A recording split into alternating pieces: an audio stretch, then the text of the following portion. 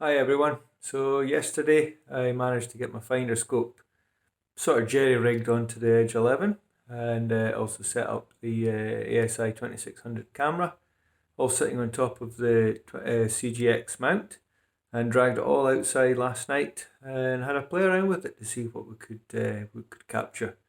So today we'll have a look at some of the issues experienced setting up the gear and what we managed to capture last night. So here we can see we can manage to get the dovetail rail fitted on top. However, the supplied bolts that came with it, the screws came with it, I just wasn't happy with the length of them and I didn't want to cut them down, so I 3D printed two little spacers just to take 5mm length off the screw. And the other thing we had on the finder scope, the original hand nut adjuster locking knob, it was actually clashing with the guide rail, so I simply replaced it with 5 M5 screwed machined screws. The other issue I had with the dovetail rail was that it was clashing with some of the body screws of the CGX, of the Edge 11. So I filed out a couple of dimples there just to sit around those screws. So that end didn't work too badly.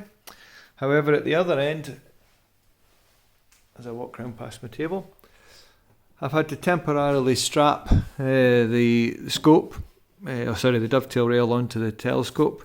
These screws at the top, I'm still not 100% sure what they are, and the existing screws that were in there are too short to hold down the rail, and the screws that were provided with the rail, they don't fit these holes either.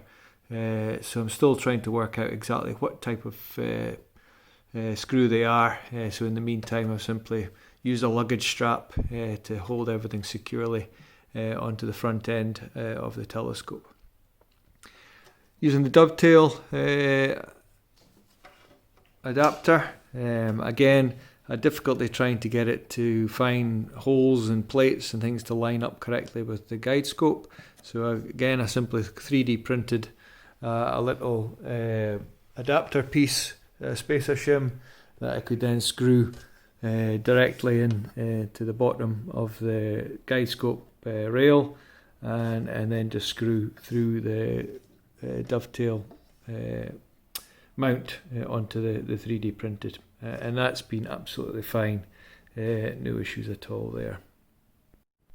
So with the camera, so this is the ZWA ASI 2600 colour, and it's got a back focal length of 146.05mm. However, I made up this extension piece using various extension adapters, but I don't think I've used the right reference point for the start of the distance. I used the front of the adapter, whatever you want to call it, adapter screw at the front here, but I think I meant to have taken the actual front plane of the telescope inside there, so I need to drop probably about 10mm off this extension piece. But we got images last night and they appeared to focus, but I'm still not convinced it's 100% right, so I'll be having another go at that.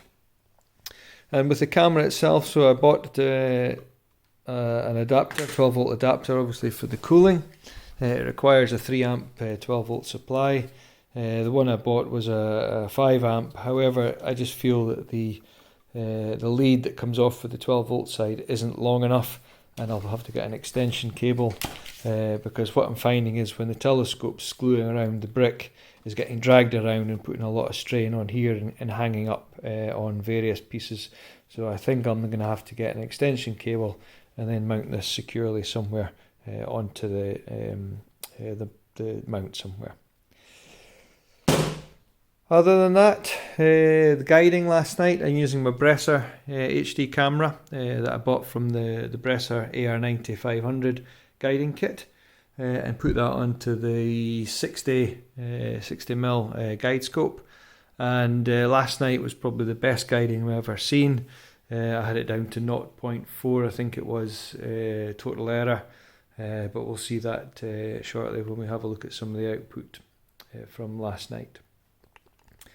Other than that, the only other thing, as I mentioned in one of the other videos, I got my splitters, aux port splitters, so now I can comfortably run the handset and the StarSense auto align kit all together, and the focuser.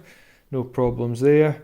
The only other thing I would say is I could really do with an extension cable for the handset. I tend to sit back at a table at the moment, and all these cables dragging around is obviously a bit of a problem, and I just felt that having pulling on this all the time isn't a good idea, so I'm going to look to get an extension cable for this port, so I can take the handset back towards the desk. And on the other side, we've got obviously the springy cable here being used for the StarSense camera.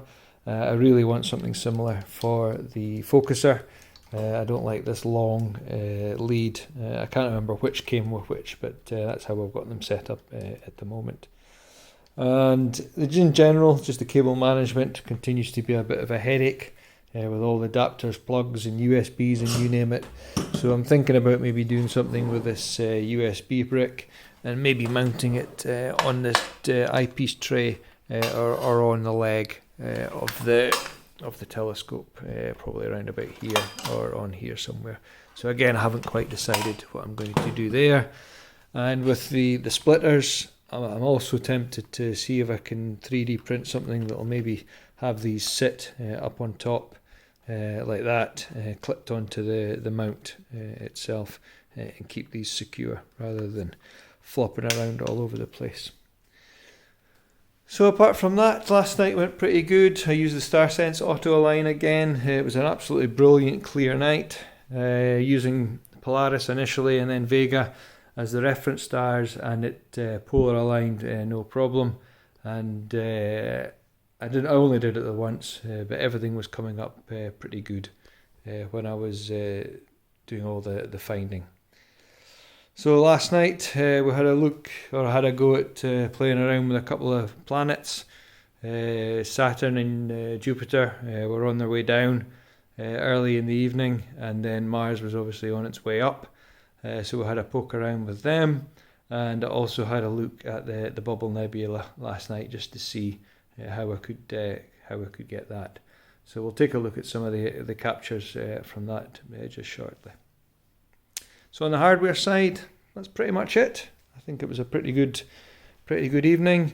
The only problem was around about just after midnight. I went out to check everything. I was doing a 2-hour capture, and I started to see guiding had got lost, and I was noticed some condensation on the front of the mirror. On the front of the main objective, all around the bottom here. So that was the end to the evening. I hadn't set up any any dew heating or dew shields last night. So it's maybe getting into that time of year where I need to think about how I'm going to set all that up on the guide scope, on the camera and on the telescope itself. Okay. Alright, so it's been a couple of days since I was outside all set up with the equipment that I showed earlier. And yesterday was a cloudy day, cloudy night as well, so I took the time to look through some of the data that I'd gathered on the 11th. And let's have a look at what I've managed to capture. So first up, we're going to have a look at the two planets. So here's Jupiter and Saturn that I grabbed. These were done at the full 2800mm focal length of the Edge 11.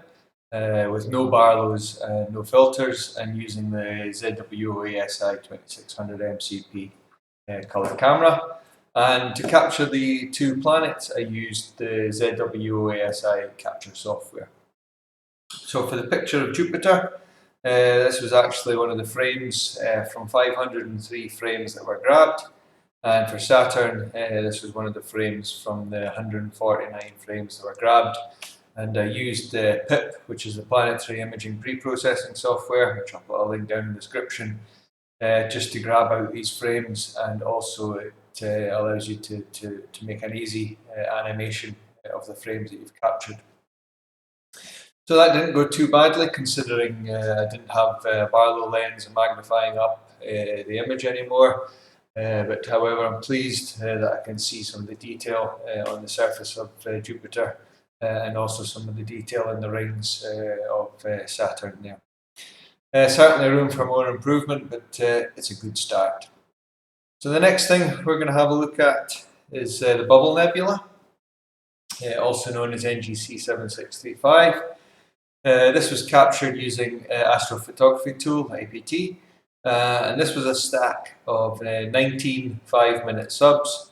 I didn't do any calibration frames or anything at the time. I did them today, as I remember I'd set the camera for 5 degrees C, being a cooled camera.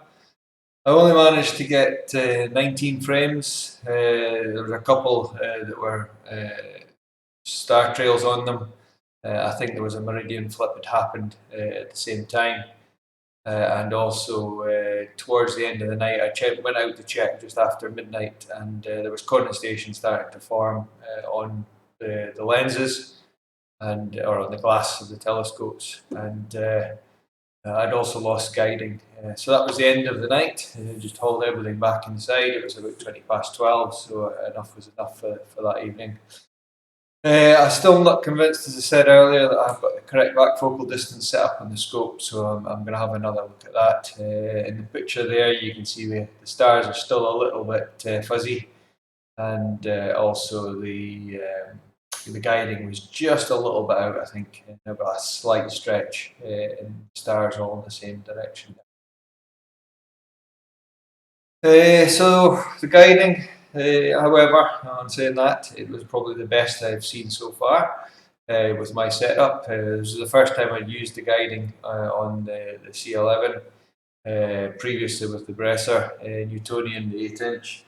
I was typically getting around 1.5 pixel errors on that setup.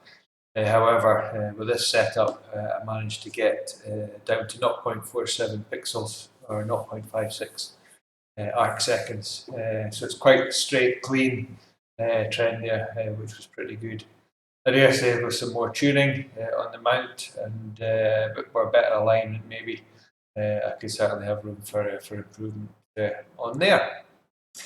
So overall, I think it was a pretty positive evening. Certainly a good starting point, and as you know, there's always room for improvement, and I suppose it's this trial and error that keeps us going, just trying to get something better at the end of the day. So that's it for just now. Thanks for watching.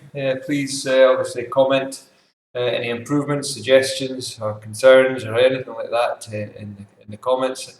And obviously if you like the video, hit the like button, and please support the channel by subscribing, and it helps me keep us going. So that's it. Thanks for watching. Support the channel, as I say, and bye for now.